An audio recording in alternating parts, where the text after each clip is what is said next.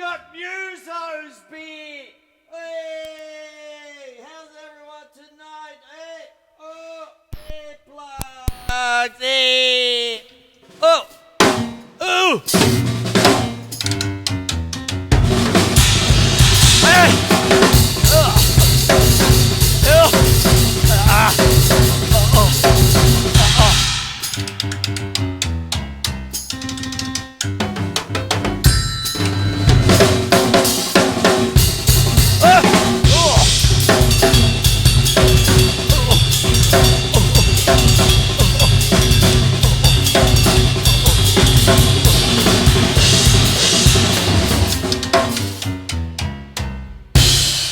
Hey, how are you tonight?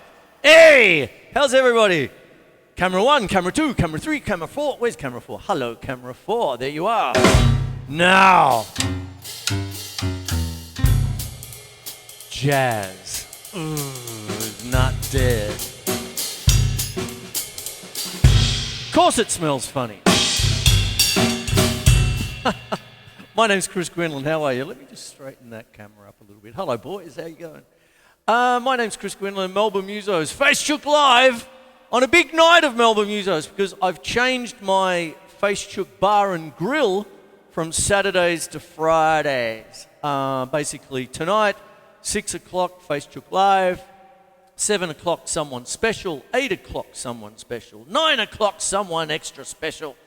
And 10 o'clock, probably my brothers in arms, brothers and sisters in arms, the remotes, doing wonderful things during these lockdowns we call lick downs. 1 and 2, hopefully easing up soon, hey? Oh, ho, ho. Now, why have I got this patch on? Why am I playing so weird and angry? To suit the mood of the day. Hey!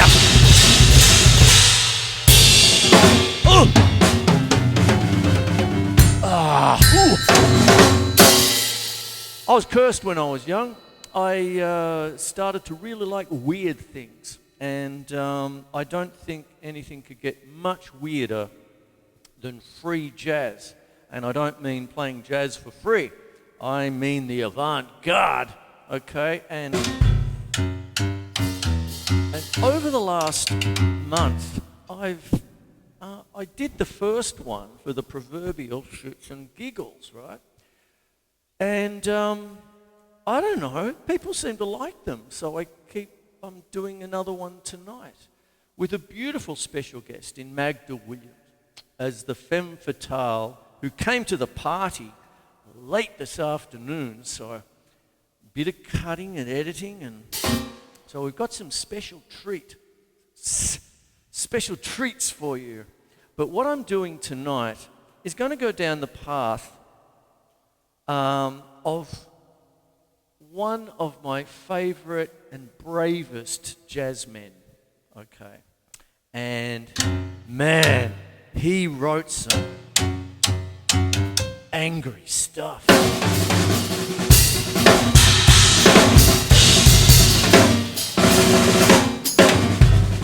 Oh, perfect. Cecil Taylor. Oh my Lord, the albums that he put out. Unbelievable. You'd put them on and it would wash. It'd just go. Cecil Taylor. And what it is, one of the most avant-garde of avant-garde musicians. And he just carved his own path and went right down there, and he just went whack. I've got pretty much most of the albums. I've got about 30 of them. I've just pulled out a selection, and I keep coming back to this one. Cecil Taylor live in the Black Forest, 1980, I think. And there's only 2 tracks. It's just side 1 and side 2. Side 1 is the Eel Pot, and side 2 is Spiritual on Calling, which is a play on spiritual, right? Cecil Taylor, Rafe Malik, Jimmy Lyons, who is his right-hand man, Ramsey Amin, Cerrone on bass, and Ron Jackson on drums, who you the underdogs, all the usual names. Ron Jackson, check him out, and all that sort of stuff. But I played it today, and I was just going, oh, Jesus. Bang! Oh, any heavy metal dudes who are into death metal and all that, have a look at what they do acoustically. Oh, wow. Unbelievable stuff. So there's Cecil Taylor. And this one, Dark to Themselves. Ooh, how angry is this album, eh? Oh, like that. And he was a poet. So I'm going to put it up there because I'm going to do it in a little bit. And on the back sleeve of the cover. Close to having the same lineup, around about the time. But then you've got Unit Structures. Oof.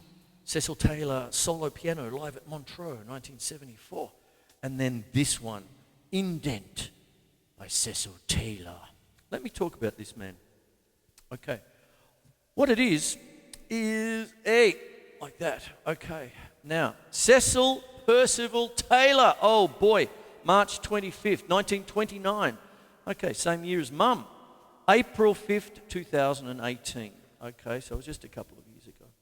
Was an American pianist and poet. This isn't a tribute, by the way. Okay, I had trouble. You probably saw it. I had trouble getting through last week. Mr. Van Halen. That was, isn't that unbelievable? What that man did and all that. Isn't it unbelievable what this man did? I'm just going to go down the track a little bit, I think. Methinks of just some profiles. Earlier in the year I did Captain Beefheart. I've so often done Mr. Zappa and all that. But tonight is Cecil's turn. Okay. Taylor was classically trained and was one of the pioneers of free jazz.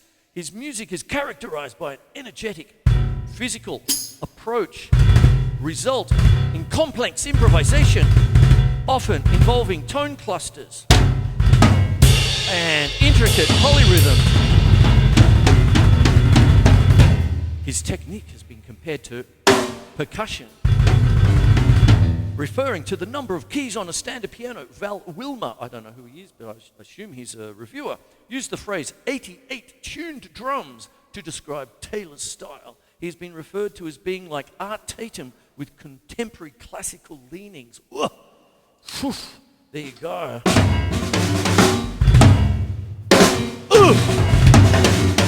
Short, jagged phrases.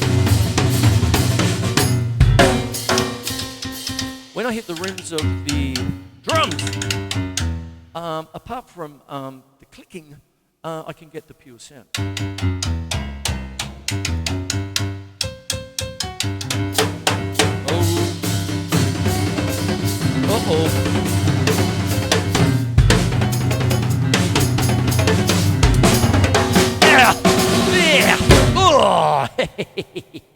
Oh, crazy, huh? Anyway, my notes. There you go. Okay, so what goes on with this is that one of the things about when I try and glean an influence from people like this and Mr. Van Halen from last week, and this is what I did last week with Cathedral, doing a drummer's, not interpretation of Cathedral, but something inspired by his incredible piece, Cathedral, off the Dive It Down, mate. Dive It Down album. And what it is that Eddie Van Halen thought with all his tapping and his incredible, he thought like a piano player, because he was one. Okay. When Terry Bozzio whips out his humongous kit and people go, oh yeah, I could do it all, the fourth piece, mate, and all that. That's not the point. He's actually making a musical statement, because if the aforementioned Cecil Taylor uses 88 keys on a typical keyboard, right? Well, if we were going to do the same thing, we'd need 88 drums and therefore be called a wanker forevermore, if not already. And what goes on is that the fact is that people like Terry Bozzio and things like that see the drums like a piano. So they'll have the fundamentals, that kind of thing. The only thing that's a bit opposite, because over here is the treble clef part, if you will. And then you have middle C about there for me. And then you have the bass clef, which is like the...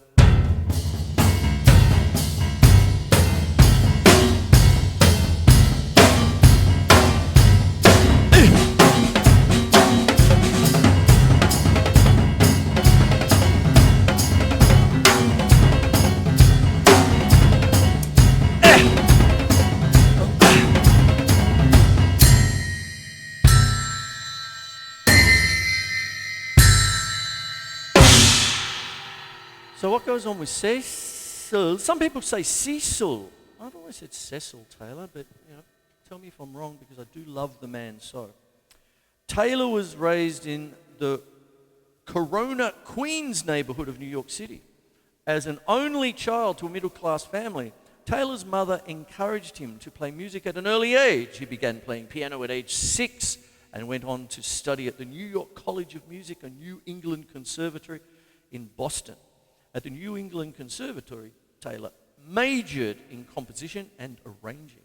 During his time there, he also became familiar with contemporary European art music. Bela Bartok and Karlheinz Stockhausen notably influenced his music.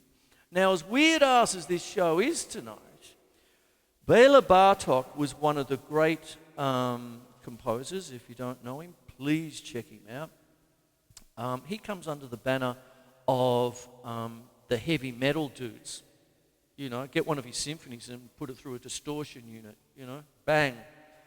He was also, he greatly influenced Chick Corea, okay? Chick Corea, the great jazz pianist, cites Bela Bartok as one of his great influences. I first got onto him and just went, what the, for me, it was HSC before it became VCE.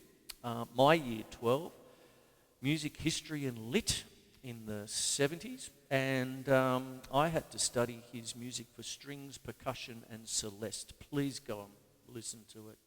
It's amazing. And I just went, what is this that I'm listening to? Crazy.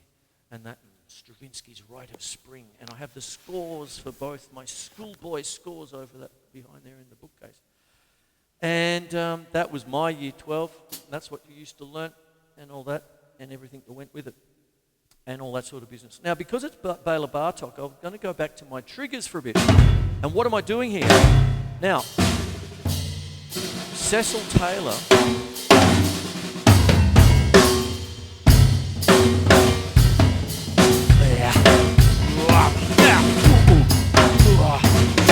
was famous for his piano sound being, and he used the same thing Tori Amos does, a Bossendorfer grand piano with the 8 extra bass keys.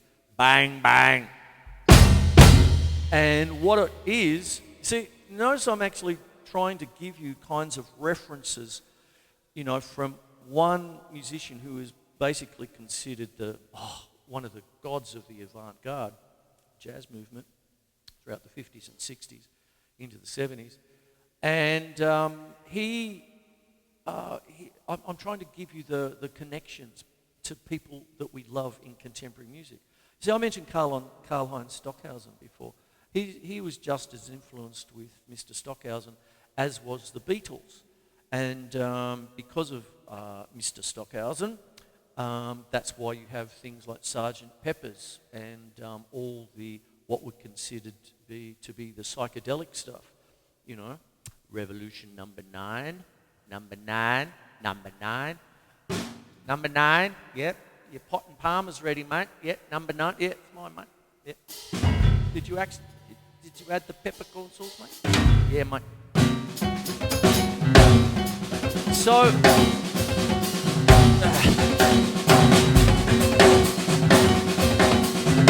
back to Bela Bartok for a second. What I'm doing here is thinking a little bit like a piano player, only on the drums, a la Terry Bozzio. Last week, with dear Edward Van Halen, I was talking about the concept that I have. I've just got 6. I don't have 26. I just got 6, so it's someone else's octopad, so, settle down. And what it is, I'm making friends tonight, aren't I? But I don't play piano as much. My second instrument is a guitar. So I see it like 6th string, 5th string, 4th string. That's a repeat from last week, you see. So that's what I do. So once again, the requests, if you like, I do it again for you. Oh, I can't. Hang on. Whoa, I better take those off just for a second.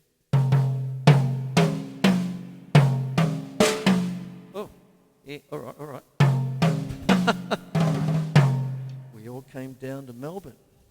A very angry shoreline. There you go. I like those jokes. I know you don't. So put up with me. I hope you like that joke. Yeah, a bit loud, probably. Anyway, bring it down a bit. Anyway, so there you go. Now, with Bela Bartok, this is what I'm getting to. My patch setting is to a C Hungarian minor. Bela Bartok was a Hungarian composer. He was a musicologist. He used to take, in the 1930s, let me tell you about him a little bit. He would take the recording equipment of the day, which is by today's standards, it's just like a phone, there you go, all that sort of business. But he would take this paraphernalia and go into every skerrick of Europe, into the forests and all this sort of stuff. And he would literally record the gypsies or, this obscure European music and all that. And it is in library somewhere, and that was his thing. And then he'd come back and he'd write his music and all that stuff. And he was really quite incredible for what he was able to do and all that sort of business. World War II wasn't too good to him, but he made it to America. But very sadly, he died in poverty. There you go, for everything that he was able to do. How's that, eh? There you go. No, don't get me started. Maybe I already have. But what it was the C Hungarian minor I found when I was preparing this show today was perfect for Cecil. Okay. And what it is I've just got it here on my patches. The setup for a Hungarian minor is 1, flat 2, 3, sharp 4, 5, 6, flat 7. That was a flat 7. Oh, that is. I just got to double check. Flat 7 and octave. Okay.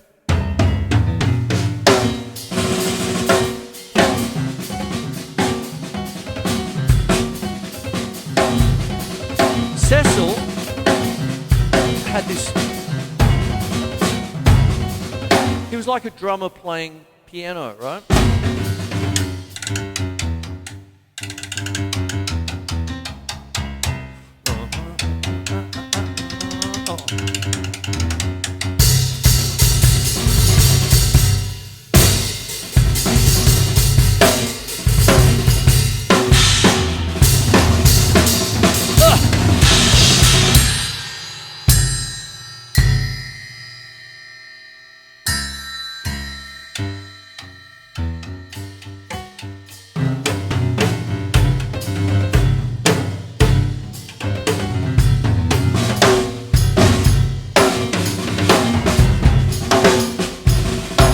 The idea is to try and keep an even pulse. If I just went, which some of you might think that I'm actually doing, but what happens is if you can keep a...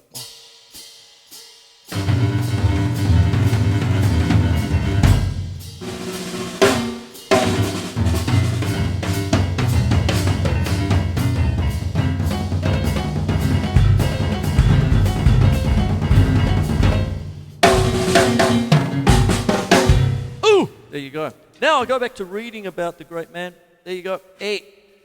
Oh, let me see. There we go. I turned Bela Bartok and Karlheinz Stockhausen notably influenced his music. In 1955, Taylor moved back to New York City from Boston. He formed a quartet with soprano saxophonist Steve Lacy. Oh, I should have brought a couple of his albums out. I've got a couple of them too. Bassist Buell Needlinger and drummer Dennis Charles. Taylor's first recording, Jazz Advance, featured Lacy and was released in 1956. And off it goes with there.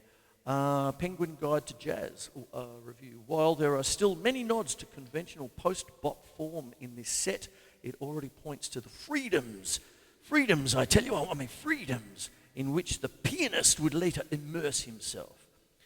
There you go, beautiful. 1950s and early 60s. Cop this for a quote. Throughout the 1950s and 1960s, Taylor's music grew more complex and moved away from the existing jazz styles. Gigs were often hard to come by, and club owners found that Taylor's approach of playing long pieces tended to impede business. Okay. I've got a note here. Cecil Taylor and the Room Clearers. Sorry, which would be me. Okay, there you go. You only live once. And what goes on? Landmark recordings like Unit Structures, which I pulled up before. There it is, where it is now. Come on, Mr. Unit Structure. That's it. That's an important jazz album, that one. Mwah. There you go. Dusty. Now. Okay, wear a mask. And what it is that's that one there. On the album is Eddie Gale Stevens Jr. trumpet, Jimmy Lyons, his right-hand man, alto sax, Ken McIntyre, alto sax, oboe and bass clarinet, Cecil Taylor, piano and bells. The bells, the bells, the bells. There you are. Henry Grimes on bass. Alan Silver also on bass. He was brave enough to have two of them there. And Andrew Cyril on drums. There you are. Okay. And don't you love the small novel, you know, that kind of thing, when you're the old albums like this, you know, crazy. It's beautiful. I love it, sort of thing. Beautiful stuff. Anyway, there it is there. And that's what goes on. I'm already running out of time, bloody hell. Anyway, there's Unit Structures. And I mentioned Jimmy Lyons as the alto saxophone player. I do love him so. And a chap who I used to play with a lot in the late 70s into the early 80s, Peter Marladet, if you're out there, hello mate. I do believe you adored Jimmy Lyons, I would think, as I remember from a long time ago. There you go. And there it all is there. Now, one of the things about it is that I'm doing this very quickly. The whole idea of shows like these is not to do a whole, how could you? You need a full documentary, and even then it just touches the surface. So what this is just scratching the surface, so you can go off and listen to this wonderful music created by this wonderful man. I didn't put in the word angry. This wonderful angry music made by this wonderful angry man. And he was also a poet. Taylor was a poet and cited Robert Duncan, Charles Olson, and Amiri Baraka as major influences. There you go. And he often integrated his poems into his musical performances, and they frequently appear in the liner notes of his albums, right? He passed away 2 years ago, April the 5th, all right? So there you go. There it is. And this is Cecil Taylor. Okay. Oh, boy, musical style and legacy. Unbelievable. It's hard to get into. But you often will hear things similar to this.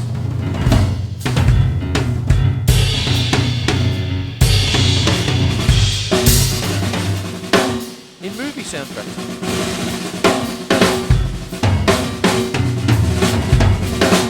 Dark, valiant, mystere, never speaking, stems crafts lightning as through whole socket mayhem.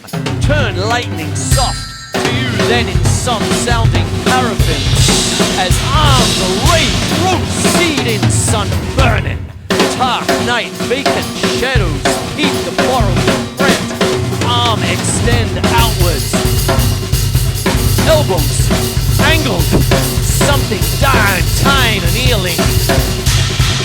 Ever ready, roost slicken, hued so vertebly seemed a tolling. Meteor, Kazazen, a hissin, the zorn and a dawn bells. Past a second month, team 7-9 churn. Tar, older ancestor, fertilized seed, making leg bar. Phallic mystere by the center post of peristyle.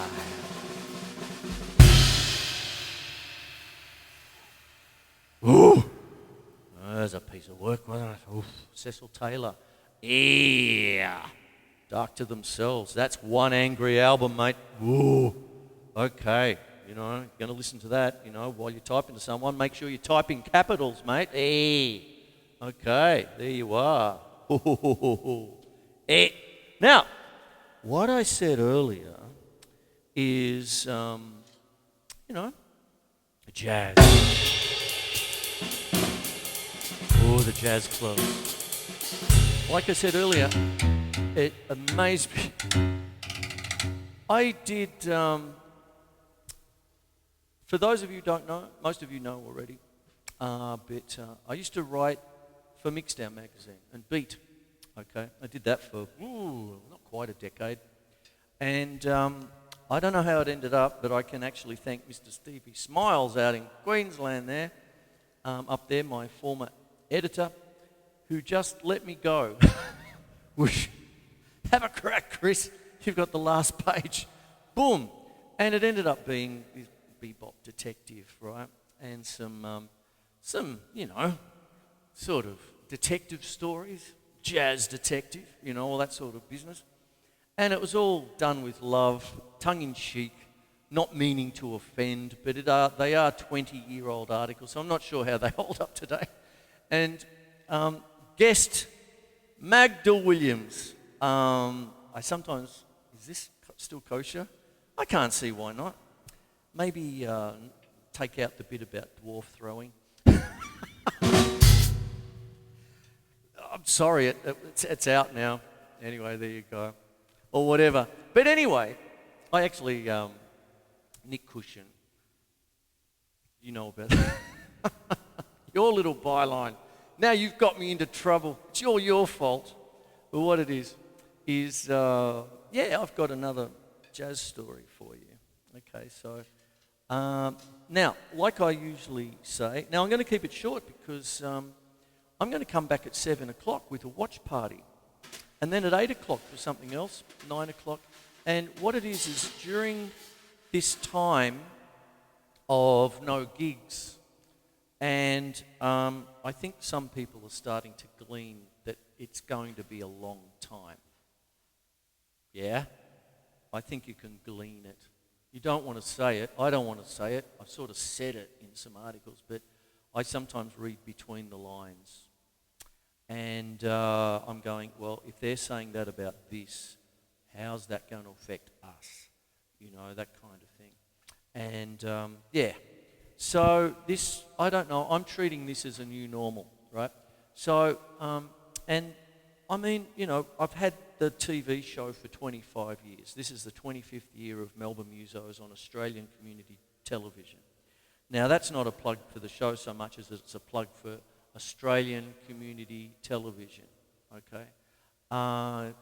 We've got to keep it. I mean, that's our voice. That's where all the musos go to. We've got all the shows on Channel 31 and, where a muso can still get a break, in some way, shape or form. And that's what it's about.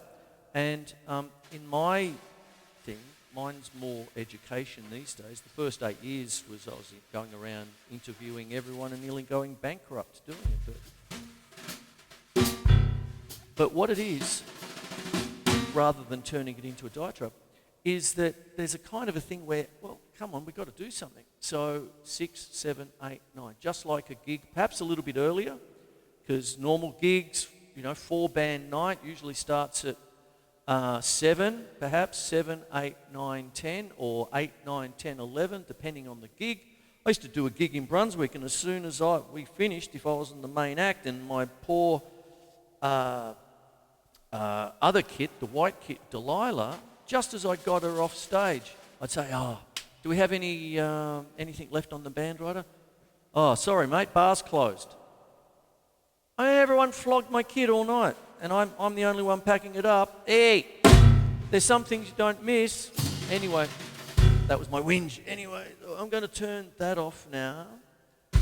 And now, this is what we do. This is a new normal. I've got brushes. Jazz is not dead. It's moited.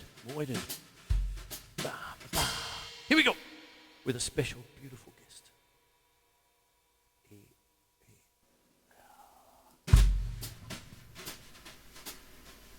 It was late afternoon and most of the day was a write-off. My head was furry, I couldn't write, I couldn't get my website working, and there was no booze or food left in the joint. I had to get out and walk it off, this bloody hangover. So I drove, and then I walked. Not far from my pad there's this little place Macca showed me once. "Mate," he said as we were driving to it in his old VK Commodore, "this is where I go to soothe." After a day of serving bloody customers and copying their bullshit, I need to get here and seethe it out, mate. So Seething Beach was born. Campbell's Cove near where I be. South is what it was in the Melways. A lover's leap, a place to bonk and bong on. Call it what you want, but today, call it trouble. There he was, lying in the grass next to his bass guitar, with the fifth string wrapped around his neck. I knew him, played with him once, and I wish I never had. His only friends were other musicians. This obviously spelt trouble for him, but he couldn't spell, so he was dead. Moided. I tried to feel his pulse. Being a bass player, he didn't have any. Being dead, he had even less. I wondered how he got here. I looked around and saw something a few feet away.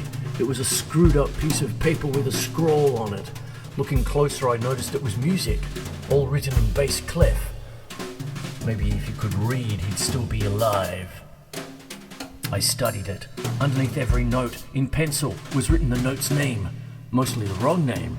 Was this some kind of clue? Maybe a motive for moida? I put the music in my pocket. I looked around for something else. I found it. I picked it up and wiped the prints off it. An empty Maker's Mark Boybin bottle. Most people spell it bourbon, but remember that we're in Where I Be. I knew where to find it. I dropped it there last night. I had to think quick. Pretty soon the jazz police would be giving me the once-over. I would be the main moida suspect. I was there. I played with him in a band. He would moida every song he played, giving me a motive to moida him. I didn't have an alibi, and if I didn't retrace my steps quick, I would be doing a life sentence at the Lavy Lakes Prison and Reception Centre, playing an old Monkees hit called Mummies and Daddies. Yoicks. I was there all right, but I didn't moida him. I didn't even know how he got there. Was he tailing me? He must have. I would have spotted him, but I was driving his Dane there. We were having a nightcap with the boybin. Then things got horny. I remember her yelling out, "Oh, I'm going all giddy." "Watch out, Toots, you're denting the bonnet," I remember replying. Then things get blurry. I remember getting home and Toots parking herself on the bed and quickly punching out the Zeds. I quickly followed her lead to the land of post-coital euphorial sleep. It was a happy day. I was happy with music. I felt like joining a band again, and I copped the rollicking good shag. It was good to be the king. Waking up this morning, she was gone, and I was left with this mess and the rap. I was on the hook and I had to find her, and find her quick to get off it. I berated myself. "Karma, you idiot. You dropped your guard and let a dame set you up. Is that what happened?" Retracing my steps, I pushed my dinky Bebop Volkswagen to the limit down the Westergate Freeway as the lights of Where I Be started to fade and the glow of Melbourne got brighter. I had a bar to find. I found a car park in Grey Street, dodged the lovely ladies of the soon-to-be night, and walked into the top bar of the 3-bar establishment that used to be the Clearview Punk Room. I walked in. There she was, smiling and happy in a strapless evening blue dress, being very cosy with the bartender. I played it cool and braved a nonchalant smile. "Yes, mate?" the bartender asked. "I'll have a boybin, mate. Boybin on the rocks." "No worries," he replied, and pulled himself away from making the girl to making my drink. She smiled. I smiled. We both smiled. Then we smiled at each other. "Having a good night?" Oh, yes. Her lips were the colour of the house red she was sipping. They were luscious and full, just as I remembered them. Her hair was pulled back in a way that reminded me of how I was pulling her hair back a few hours before. She liked it then, and it seemed like she liked it now. I think I'm frightfully drunk. "I think I'm Carl," I replied. She smiled and giggled almost at the same time. Oh no! My name is Sasha Dispel, and I'm frightfully drunk. "Oh, I'm Carl and I'm frightfully Karma." We laughed until we stopped. She acted as though she couldn't remember me, but in a nice way. Her eyes were as glazed as a Homer Simpson donut. There was something more than red wine going on here. The waiter brought my drink and I took a slug. Sasha looked at me through her baby blues. You could read a man's life story in a set of eyes like that. As glazed as they were, match them with the figure and the warm lips, and a musician could forget what time signature he was playing in.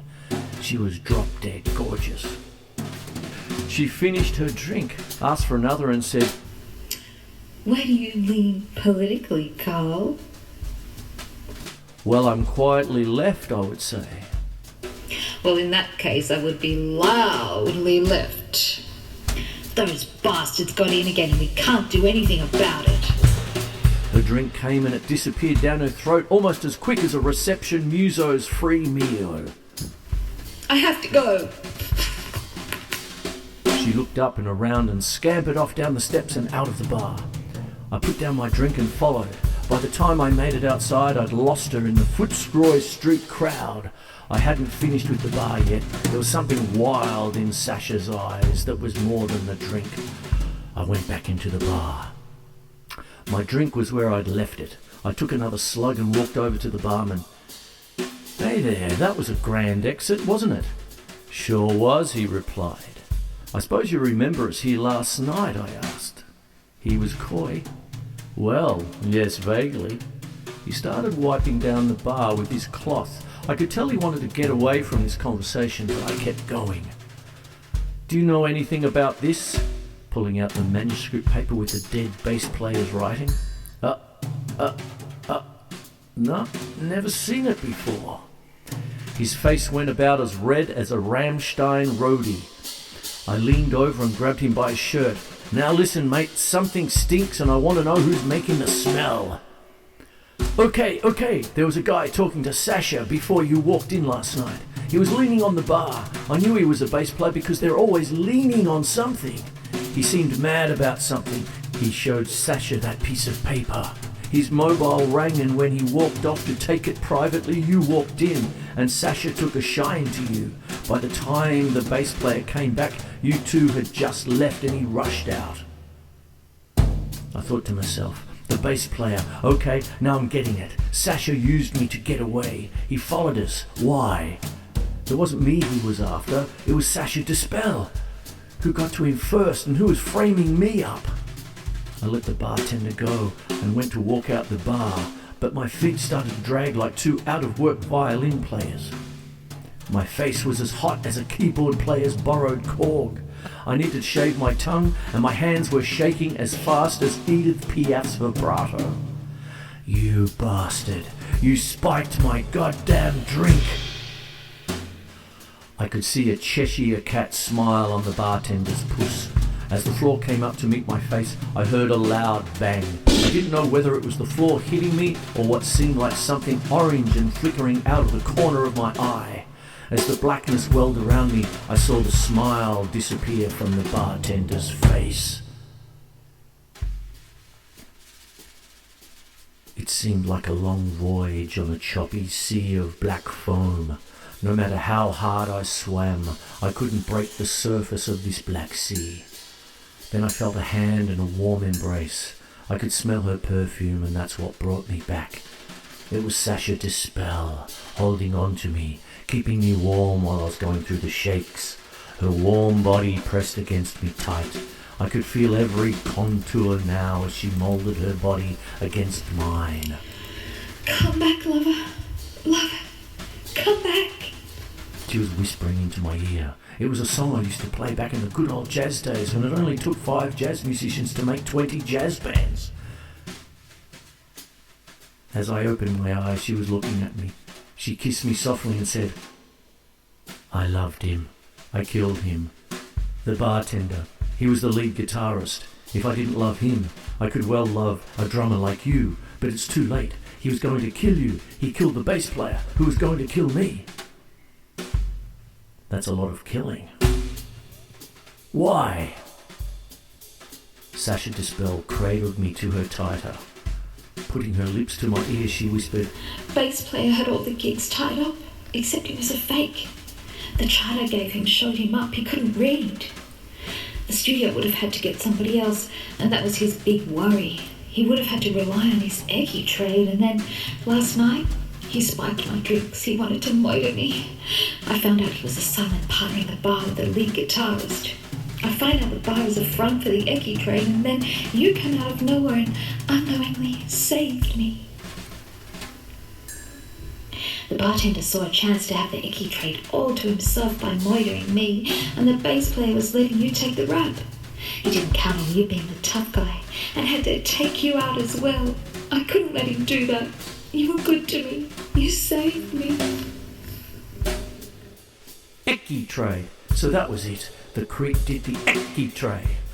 As Sasha Dispel fell for the bartender lead guitarist without knowing he was a part of it, without knowing that he saw what happened and took his chance to follow and moitered the bass player and set me up as the patsy on Seething Beach. And now they're both dead and the girl is holding me. Sweet. But who is going up Where I Be Creek when the jazz police find the moitered bodies of these Eckie adult musos? I made it back to my feet. Then I made it back to my pad. I showered, shaved the fur off my tongue, and made enough coffee to make me as jumpy as a jazz musician's bank manager. I had to think. I love music, but right now she was being a cruel mistress. I went back to Seething Beach. The jazz police were there. Detective Ornette Coltrane was looking over bass player's body. He turned, saw me, waved me through the jazz police cordon, and with a rueful smile asked, "Care to shed some light, Karma?" I reached into my pocket and pulled out the manuscript. Eckie trade, Coltrane. Eckie trade. This guy's dead. The guy who killed him is dead. All for the Eckie trade. "You were here, Karma?" Coltrane asked. "Yeah, I was here. I was saving a dame, but I didn't know it at the time. It was her manuscript. She fell for the lead guitarist, who was two-timing her, setting her up for a fall."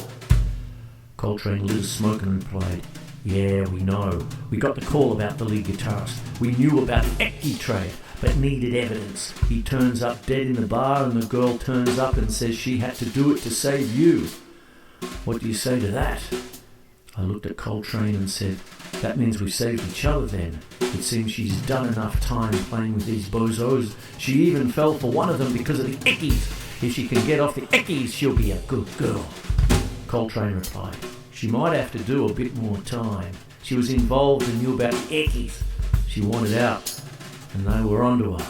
Shagging you may well have saved her life." "I have to admit, I never quite thought of it that way," I said. As I pulled away from Seething Beach, I realised that this job got close, real close. I saved her with a shag. She saved me with a gun. She might have to go visit the carpet licking shed for a short while, but I would wait for her. It was the least I could do.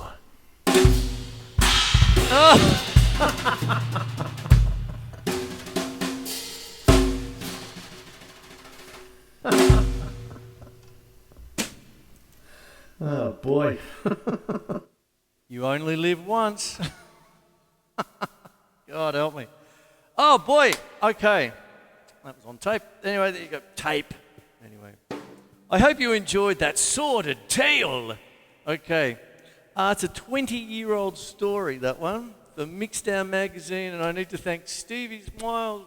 There you go, mate, for letting me. Is that really? You like that joke? I was like, yeah, whack 'em all in, whack 'em all in. Okay. And the voice of Magda Williams, who is a great sport for letting me do things like that as well. Now, I've certainly gone overtime tonight, so I better make a beeline out of here, but I'll be back at 7 with the little watch party with some dear friends who have, as soon as lockdown 1 hit, they all went bang on the horse and bush, and we have a bunch of clips now. And like I said the other week, you know, we're all in the same boat together in a certain kind of way. And these incredible people, these incredible musicians, really have banded together to really create something special. I'm very proud to be a part of it. Even with all those risque jokes before, it's all done with love, you know, that kind of thing. Just remember, it's just done with tongue-in-cheek and smile, okay? There you go. So, I'm out of here. My name's Chris Quinlan. It's Melbourne Musos, Facechook Live. It may or may not be, that last bit may or may not be on Channel 31 next Wednesday at 10 p.m. I may have a few surprises for you next week, and I'm hoping that I can put them up. So there you are. And yeah, we're getting out of this, you know, wear that, over the nose. Can you do the over the nose thing? This thing is shitting me up the wall. That's bullshit. Bullshit, mate, bullshit. Okay, properly. I'm sorry I'm on my horse. I've probably lost a few viewers about it, over it tonight, but it doesn't matter. You've got to make a stand. You've got to take a stand sometimes, as unpopular as it might be. Okay, so this is dedicated to dear Cecil Taylor. Go and check him out. Oh, what a guy. And if you're feeling a bit dark to themselves, unit structures, mate, unit structures. Indent, Now, if you want to, live in the Black Forest, mate, what crack, sort of thing. And then some beautiful stuff on Silent Tongues, live in Montrose 74. It's one of his softer albums, actually. But there you go. So there's that. And then, of course, the beautiful Magda Williams for being such a wonderful sport in playing the femme fatale, Sacha Dispel, of which is her name and her creation. And a little bit later on, with a bit of editing and all that, it'll be up. But I've got a watch party. So hang around, hey? Go off and get yourself a little bit of a sherbet before the footy, mate, the footy. And go to the big screen, or maybe out into your backyard beer garden. Grab a Melbourne I'm So Bitter, and go off and